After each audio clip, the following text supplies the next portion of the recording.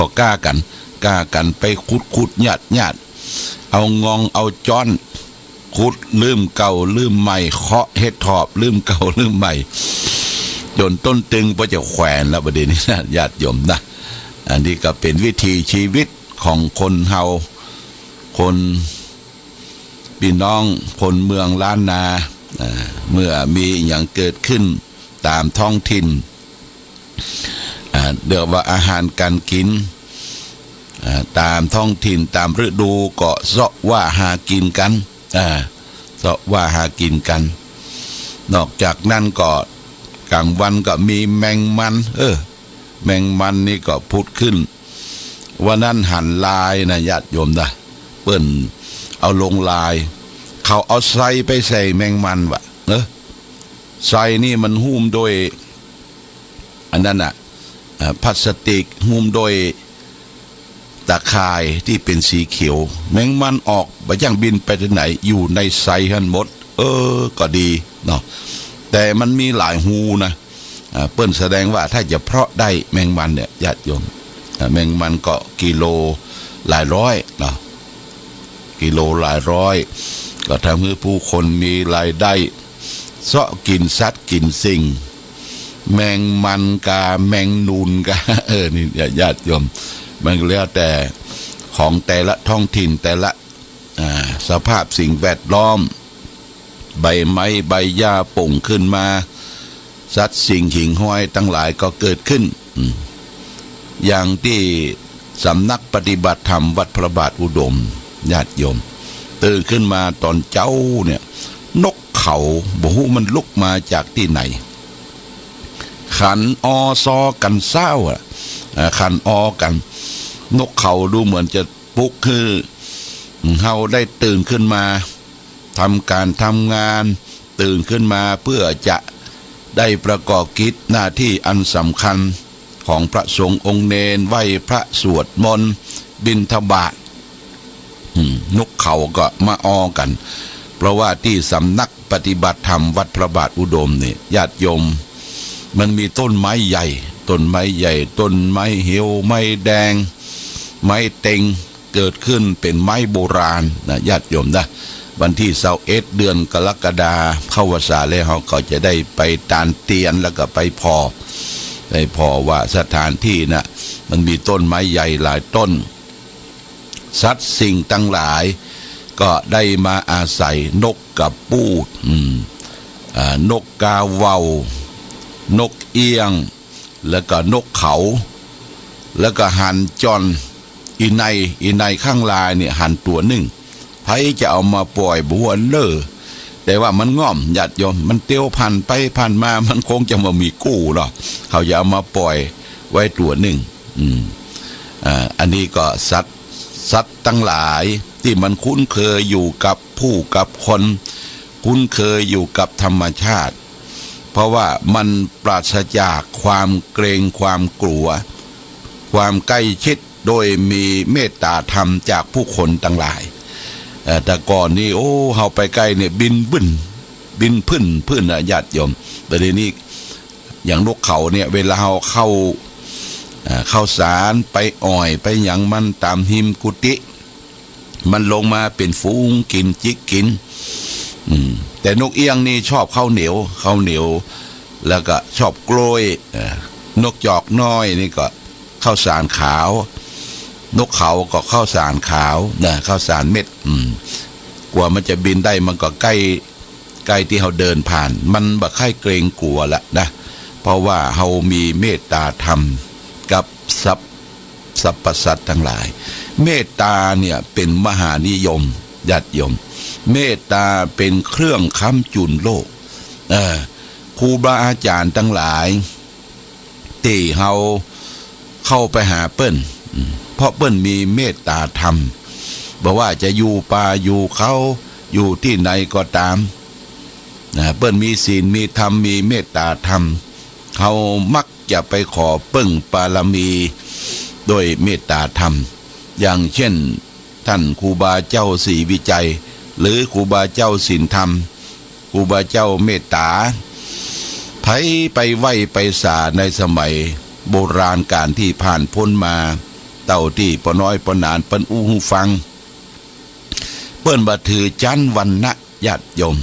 ผู้ที่คนเข้าไปไหว้สาสักการะแล้วก็เอาของสิ่งนั้นสิ่งนี้ไปกินไปตานผลหมากกลากไม้ผักไม้ไส้เครือบะเต้าบะแตงครูบาก็เรียกว่าต้อนรับทุกคนนะยิ้มแย้มน้ำใสให้กำลังใจแก่คนนะบัดหน้าจดนะญาติโยมเนี่ยบัดหน้าจดพระเจ้าประสงค์นี่โอ้ท่านหน้าจดเอาหน้าไปคือไปแปะวางอำนาจบาดใหญ่ก็ขาดเมตตาธรรมแม้แต่สัตว์เดรัจฉานสัตว์ที่อยู่ตามวัดเป็นหมาเป็นแมวเนี่ยพอดูเจ้าหลวงเข้าวัดมาล่นหนีแมวล่นหนีอันนี้ยังใจบ่ได้เตือดูเจ้าพระสงฆ์เข้าวัดเข้าวาลงรถมาวิ่งมาต้อนนะแมววิ่งมาคลุกเคล้าต้อนรับพระเนนก็บลบบซ่อนแสดงว่าครูบาอาจารย์พระเจ้าประสงค์นั้นมีเมตตาธรรมเมตตาธรรมเป็นเครื่องค้ำจุนโลกญาติโยมก็เช่นเดียวกันนะอย่างเฮา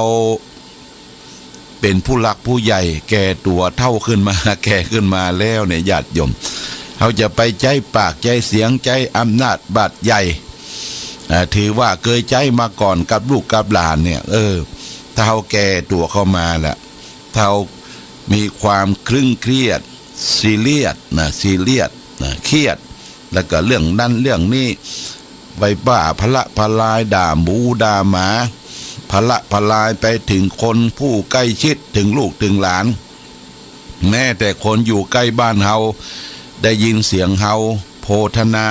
ด่าว่าเรื่องอะไรนี้เปิ้นก็บ่ค่อยมาละคือเฮาขาดความเมตต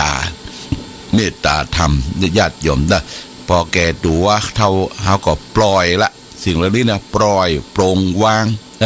แปลงคิดใจคือมันว่างปล่อยโปร่งวางอยู่ที่สูงพอนักปราชญ์เปิ้นบอกว่านอนสูงคือนอนคว่ำนอนต่ำคือนอนหงายอันนี้บ่ใจเป็นคำโอยเป็นคำปริศนาแต่ประการใดนอนสูงคือนอนคว่ำหมายก็ว่าคนที่อยู่สูงก็คือมีธรรมะคือพรหมวิหารธรรมมีเมตตากรุณามุทิตาอุเบกขาเป็นพ่ออุ้ยแม่อุ้ยเป็นพ่อเป็นแม่เป็นครูบาอาจารย์เป็นผู้ปกครองตัวอยู่สูงเนี่ยคือพอมาตั้งลุ่มคนอยู่ใต้บังคับบัญชาลูกหลานเหลนที่อยู่ใกล้เขาจะเข้ามาหาก็เพราะว่าเขามีพรหมเขาเป็นพรหมมีพรหมวิหารอยู่ในจิตในใจเนี่ยคือนอนสูงแล้วก็ต้องพอเขาอยู่อย่างใดกินอย่างใดนอนอย่างใดรับอย่างใดญาติโยม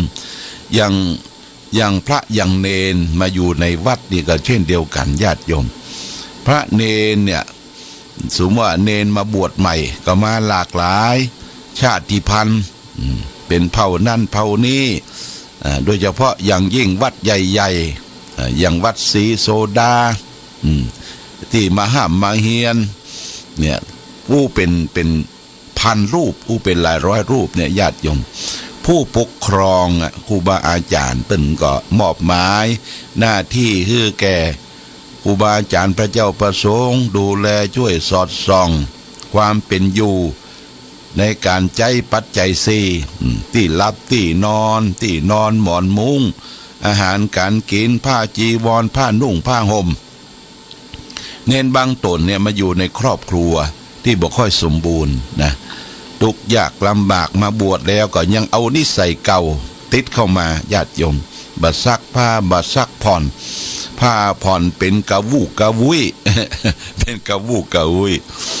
เนี่ยเขาก็ต้องสอดส่องดูแลเพราะว่าพระเนรนั้นเป็นสีนะครูบาอาจารย์พระเจ้าประสงค์เป็นสีแก่ศาสนาเพราะว่าเขาเป็นลูกศิษย์ของพระบรมศาสดาพระบรมศาสดาของเขานั้นเป็นลูกเนื้อเชื้อกษัตริย์ ญาติโยมเปิ้นสละราชสมบัติออกบวชออกทรงผนวดได้ตรัสรู้ธรรมเสร็จแล้วก็ได้เผยแพร่ธรรมได้เป็นตัวอย่างตัวอย่างนี้เป็นสิ่งสำคัญพระพุทธเจ้าทำเป็นตัวอย่างและบัญญัติกฎระเบียบวินัยของสงฆ์เช่นว่าพระสงฆ์ตัดเล็บตัดเผ้าตัดผมพระสงฆ์ได้สงน้ำอาบน้ำคัดชีชวีวันแปรงฟันวันละ2 เวลาอาบน้ำวันละ2 เวลาผ้าผ่อนท่อนสบายจีวรเฮือใจอย่างใดสี่อย่างใดเปิ้นบัญญัติหมดญาติโยมนะอันนี้บัญญัติหมดเขาก็บอกฮู้เรียกว่าสีต้องห้ามของพระสงฆ์ที่มาใจเนี่ยเช่นว่าห้ามใจจีวรสีกาวาวสีที่บ่เป็นบัญญัติไว้ในพระไตรปิฎกในกฎหมายคณะสงฆ์เนี่ยเปิ้นก็บัญญัติไว้เพราะฉะนั้นเขาเป็นลูกศิษย์ของพระสัมมาสัมพุทธเจ้าสืบสารมาเขาก็ทำตนทำตัวนุ่งห่มเป็นปริมณฑลในเสกียวัตรเสกียวัตร75ญาติโยมได้บัญญัติเรื่องการกินการนุ่งการห่มการแสดงธรรมแก่พระเจ้าประสงค์ไว้เป็นยักษ์เป็นอย่างวันหลังอาตมาก็จะเอาเรื่องของเสกียวัตรตุเจ้ามาอู้จ๋า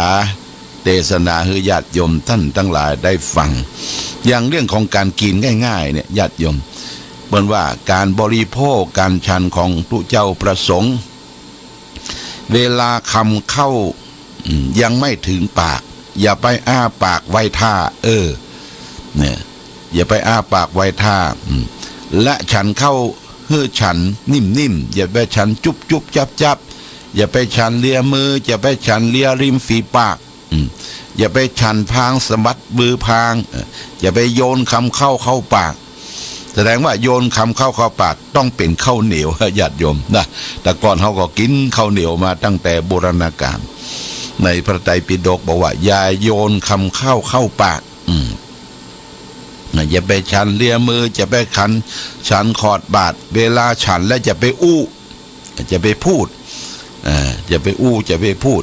เวลาเฮาสังเกตตุเจ้าประสงค์เปิ้นครูบาอาจารย์เปิ้นฉันเข้าในเงียบกริบญาติโยมนะบ่ใช่ลงเล็งเหมือนกับไปสังสรรค์เหมือนกับไปออกงานต่างๆที่เปิ้นสังสรรค์กันเปิ้นฉลองเฉลียงกันมีเหล้ามียามีอันยังกินเข้าไปบางทีก็ฉันกินเข้าไปตีถ้วยตีช้อนอลึงปึงปังแต่สมณะนั่นแปลว่าผู้สงบญาติโยมผู้สงบอันนี้ก็ได้มามาจ๋าว่าฝากไว้เป็นข้อคิดทุกเจ้าพระสงฆ์ครูบาอาจารย์พ่อแม่นั้นเป็นพระพรหมนะเป็นพระพรหมนอนสงหรือนอนคว่ำทีนี้นอนต่ำหรือนอนหงายผู้อยู่ใต้บังคับบัญชาลูกศิษย์ลูกหาก็ต้องพอมาตั้งบนครูบาอาจารย์เปิ้นประพฤติปฏิบัติอย่างใดตื่นเวลาใดกินเวลาใดทำวัดสวดมนต์อย่างใดกิริยาจริยวัตรของครูบาอาจารย์เปิ้นปฏิบัติอย่างใดเขาก็พอขึ้นมาตั้งบนเพื่อจะได้กระทำอย่างบ่ผิดบ่พลาดแต่ว่านี่2 วันเนี่ยญาติโยมตีตั้งสำนักวัดพระบาทอุดมก็มีการเอาดินมาถมไหลถนนที่บนสำนักปฏิบัติธรรมได้ทำถนนคอนกรีตไว้แต่ว่ามันมินกลัวรถเปิ้นไปตกห้อมล้อมวิหารพระเจ้าละแข่งก็เลยได้สั่งดินมาก็เปิ้นเอารถมาส่งประมาณ15 ลำเสร็จแล้วก็บอกคือเจ้าของดินว่าเอาแมคโครน้อยมาเกี่ยกันเจ้าของดินก็บอกว่าโอ้แมคโครยังติดงานอยู่ลุงพ่อติดขุดเสาที่นั่นที่นี่เพราะอย่างนั้นบ่เป็นหยังเฮามีคนมีเนนที่วัดพระบาทนี่ก็10 กว่ารูปเป็นเนนเก่าเนนใหม่คือได้ทำงานญาติโยมคือได้ทำงานฝึกฝนเนนก็ขึ้นมาทำงานตั้งแต่ มอค่ำ4 โมงถึง 6 โมง2 ชั่วโมงญาติโยมพอแล้ว โทษพอได้ทำงานเนี่ยมันฮู้จักงานเนี่ยเขาก็ไปเยี่ยมไปใจเลี้ยงน้ำเลี้ยงท่าแล้วก็เฮียเขานี่ก็ลุลุ่มแล้วก็สังเกตเน้นองค์ไหนทำงานเนี่ยเน้นองค์ไหนปล่อยเน้นองค์ไหนที่เลาะและนี่ก็หมายความว่าทำงานบัดเต็มเม็ดบัดเต็มหน่วยคำบกก็ใจคำบกที่มันหล่อนญาติโยมเด้อบกก็เดี๋ยวก็หล่อนเดี๋ยวก็หล่อนตีเลาะและอย่างอื่นก็เดี๋ยวลาไปกินน้ำลาไปเข้าห้องน้ำนี่เรียกว่าเฮาบ่ได้ทำงานอย่างเต็มที่ญาติโยมบ่ได้ฝึกฝนเฮาก็บอกว่าพ่อแม่เฮาที่อยู่จังบ้านจังจองหิเบียหาเงินน่ะว่าจะได้200 300เนี่ยโอ้วันค่ำจะได้พักก็พักเที่ยงพักกินข้าวแล้วก็ลงงานต่อทำงานต่อมือตีนแตกเนี่ยเฮาบ่ฮู้เฮามาอยู่ตังในเนี่ยกำเดียวก็ขอสตางค์เปิ้นมาซื้อซิมมาซื้อ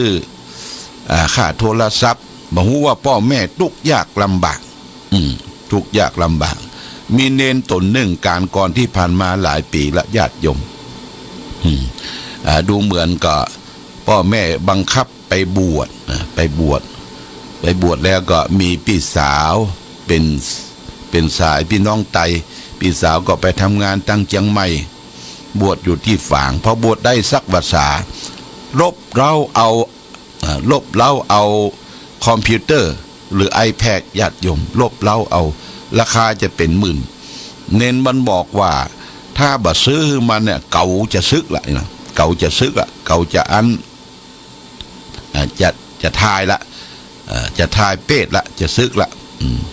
นะไปคูเอาของพ่อของแม่ของพี่สาวคำว่าซึกนี่ก็คือจะละออกจากการเป็นเนนลาสิกขาเนี่ยไปคูเอาหลวงพ่อได้ทราบข่าวก็ห้องมาตับมาเตียนโอ้เฮาเป็นผู้เป็นคนเป็นสามเณรเป็นลูกที่มีพ่อมีแม่ไม่ใช่ว่าจู่ๆจะเกิดพุทธขึ้นมาเฮามีพ่อแม่ได้เลี้ยงดูตอนนี้เปิ้นทุกข์เปิ้นยากเปิ้นลำบากเฮามีโอกาสได้มาบวชมาเฮียนอยู่ในวัดวาอารามบ่จำเป็นจะต้องไปเหิมเกินกำลังเอาเปรียบเอาอย่างเหมือนกับเปิ้นที่เปิ้นมีสตุ้งสตางพ่อแม่ทุกข์ยากลำบากอยู่อดทนรนเอานี่ก็อบรมว่าเขาก็มีกินมีใจตื่นขึ้นมาก็ไปบิณฑบาตมาแล้วได้มาได้ขนมนมเนยที่เป็นของแห้งของเหี่ยวได้เก็บสะสมเอาไว้พ่อแม่มาเยี่ยมมาใจเอาฝากเนี่ยเอาฝากพ่อฝากแม่ไปฮื้อหลานฮื้อน้องพ่อแม่นี่อิ่มเบิกบานจิตใจโอ้ลูกได้ไปบวชได้ไปบิณฑบาตของเศษของเหลือจากการบิณฑบาตแล้วก็ยังเอามาฝากเพียงแต่ของนิดหน่อยเท่าอันมันเป็นน้ำใจที่ลูกได้แสดงออกซึ่งความรักความผูกพันระหว่างครอบครัวนี่ญาติโยมสำคัญเนี่ยสำคัญอันนี้ลูกหลานที่บวชเป็นพระเป็นเณรญาติโยมมีโอกาสได้ไปวัดไปวาได้ไปหันพระหันเณรเป็นกระวูกกระวุ้ยบ่พัฒนาบ่ซักผ้าเฮาก็ต้องถามว่าเณรอยู่วัดไหนพ่อแม่อยู่ที่ไหนครูบาอาจารย์อยู่ที่ไหนขาดอะไรอย่างพ่องโยมก็เป็นผู้อุปถัมภ์ขาดอย่างพ่องขาดไอ้ผงซักผ้าขาดน้ำยาปรับผ้านุ่มเฮาหูละเน้นขี้ค้านเดี๋ยวโยมจะซื้อมาฝากเน้อเน้นอันนี้ฝากครูบาอาจารย์อันนี้ฝากคือเน้นคือได้ซักผ้าผ่อนต้นสบายเฮาเป็นลูกศิษย์พระพุทธเจ้าเป็นลูกศิษย์ของกษัตริย์นะญาติโยมเป็นลูกศิษย์ของกษัตริย์ให้มันสะอาดนี่ญาติโยมจะได้ไปกราบโดยสนิทใจไม่ใช่ว่าโอ้เหม็นสาบเหม็นสางเสื้อผ้าอาภรณ์จีวรเป็นกระวูกกระวุ้ยไปบ่ป้อมบ่อาบน้ำเน้นบางตนเนี่ยญาติโยมบางตนนี่บ่อาบน้ำนะบ่อาบน้ำมืออาชีพแต่บ่อาบน้ำเนี่ยแล้วก็เหมือนกับผีสอนเนี่ยเป็นว่ากำปากอย่างผีสอน ที่นอนเหมือนมุ้งกระต่าย เนี่ยเป็นมุ้งกระต่ายเนี่ยญาติโยมอันนี้คือวิถีชีวิตของมนุษย์คนเฮามันแตกต่างกันไปแต่ว่าเฮาเป็นมนุษย์เป็นผู้ประเสริฐกว่าสัตว์ทั้งหลายเฮาได้มีโอกาสมีสติมีปัญญาสิ่งใดที่จะช่วยกันพัฒนาในวัดนอกวัดพัฒนาชุมชนผู้คนได้ไปพบไปปะญาติโยมไปพบไปปะอันใดที่จะช่วยเหลือเฟื้อฟายซึ่งกันและกันทำด้วยมีเมตตาธรรมเข้าไปโดยเมตตาธรรมปรารถนาดีต่อผู้คนเขาก็ก้อยแกะก้อยทำไปเรียกว่าส่งเสริมในด้านพระพุทธศาสนาให้เจริญรุ่งเรืองนะเอาละวันนี้ญาติโยมก็จะเอาธรรมะทางสุขใจของท่านเจ้าคุณศรีสินสุนทรวาทีมาเล่าให้ไฟมาเล่าให้ท่านญาติโยมทั้งหลายได้ฟังเป็นข้อคิดสะกิดเตือนใจท่านเจ้าคุณศรีสินเนี่ยเป็นนักปราชญ์อยู่ที่ละปูนแต่ก่อนการที่ผ่านมาออกรายการก่อนรุ่นท่านมหากมลโชติธรรมโมมหากมลวัดสันปะคอยโอ้แต่ก่อนนี่เฮาฟังวิทยุวปท2เชียงใหม่โอ้เทศม่วนญาติโยมได้ข้อคิดตอนนี้ก็ได้บันทึกได้เอามาบันทึกไว้เขียนไว้รวบรวมไว้ก็ได้นำมาเสนอมาให้ญาติโยมได้รับทราบรับฟังเขียนไว้เรื่องว่าไฟในอย่านำออกไฟนอกอย่านำเข้าเอาเรื่องของไฟในอย่านำออกก่อนก็บอกว่าในหน้าน้ำเวลาน้ำเนี่ยเวลาน้ำหน้าน้ำบริเวณที่ใดที่เป็นลุ่มน้ำก็จะหลั่งไหลเข้ามาอย่างรวดเร็วแล้วก็เซาะเอาบริเวณข้างๆนั่นน่ะพังพินาศไปประดุจคนทรยศคนขายชาติเอาใจฟักใฝ่ศัตรูเป็นไส้ศึก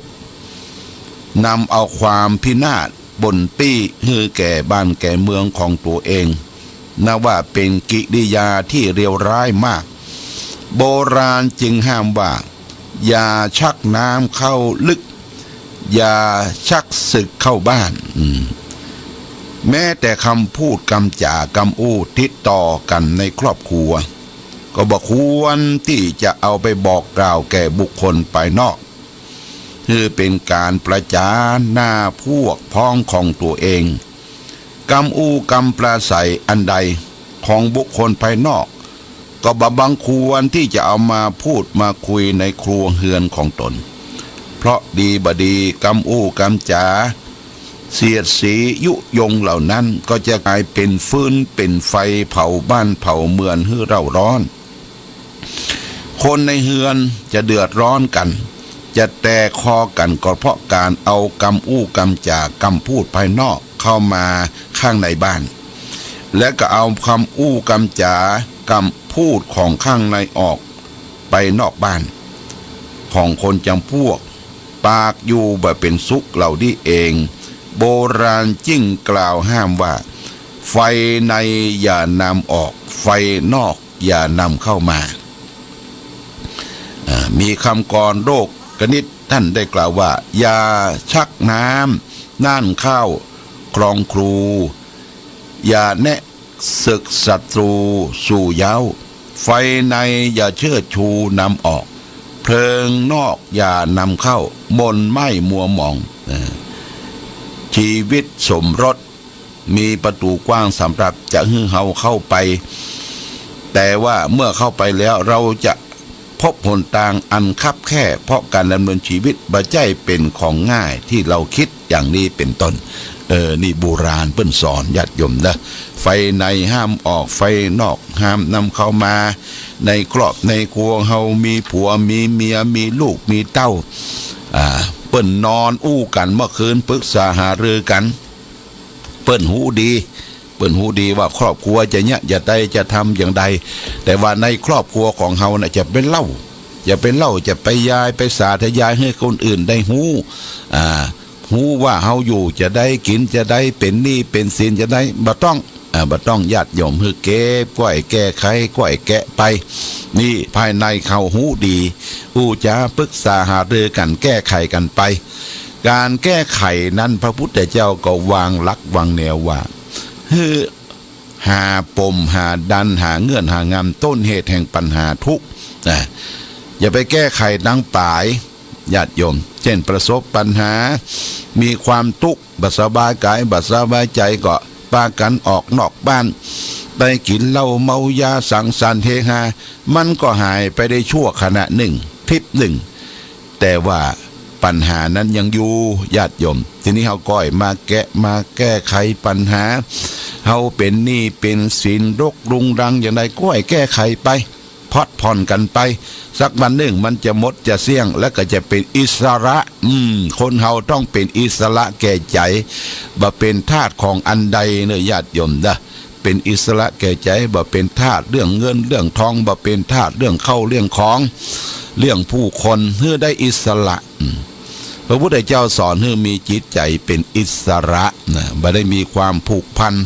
ที่เป็นความโลภความโกรธความหลงให้มีจิตใจสดใสไว้เนี่ยมีปัญหาใดบางคนเนี่ยเล่าขวนผัวบางคนก็เล่าขวนเมียธงชาติและเพลงชาติไทยเป็นสัญลักษณ์ของความเป็นไทยเราจงร่วมใจยืนตรงเคารพธงชาติด้วยความภาคภูมิใจในเอกราชและความเสียสละของ